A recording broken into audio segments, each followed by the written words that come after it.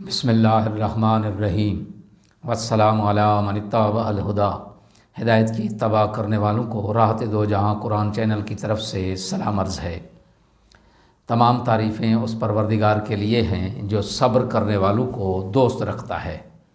لاکھوں درود و سلام ہوں محمد و آل محمد پر۔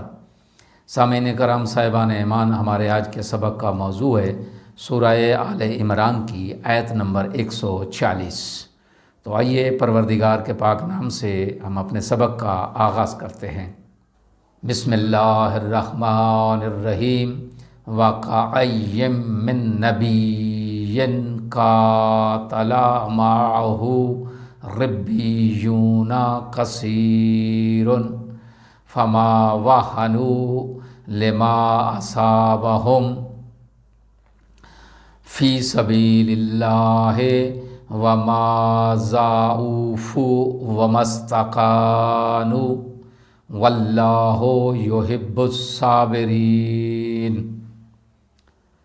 آیت کا ترجمہ: اور کتنے ہی ایسے نبی گزرے ہیں جن کی ہمراہی میں بہت سے اللہ والوں نے جنگ لڑی، لیکن اللہ کی راہ میں آنے والی مصیبتوں کی وجہ سے نہ وہ بد دل ہوئے، نہ انہوں نے کمزوری دکھائی اور نہ وہ خوار ہوئے، اور اللہ تو صابروں کو دوست رکھتا ہے۔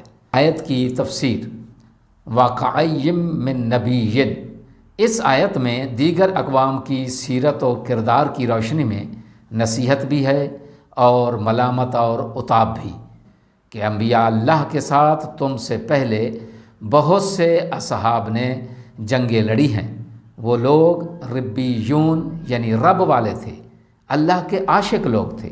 فما واہنوا لما اصابہم، اگرچہ ان مجاہدین نے زخم کھائے، اصابہم، لیکن چونکہ انہوں نے یہ زخم فی سبیل اللہ کھائے تھے، اس لیے وہ ان زخموں کو کھلے دل سے تحمل کر رہے تھے۔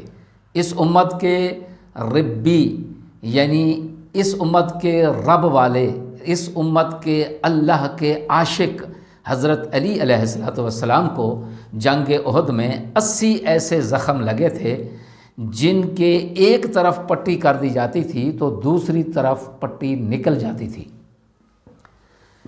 روایات میں آیا ہے کہ رسالت مآب صلی اللہ علیہ وآلہ وسلم جب آپ کی عیادت کے لیے تشریف لے گئے تو آپ نے دیکھا کہ وہ ایسے لیٹے ہوئے تھے، مولا علی علیہ السلام ایسے لیٹے ہوئے تھے جیسے چمڑے پر خون کا لوتھڑا پڑا ہوا ہے۔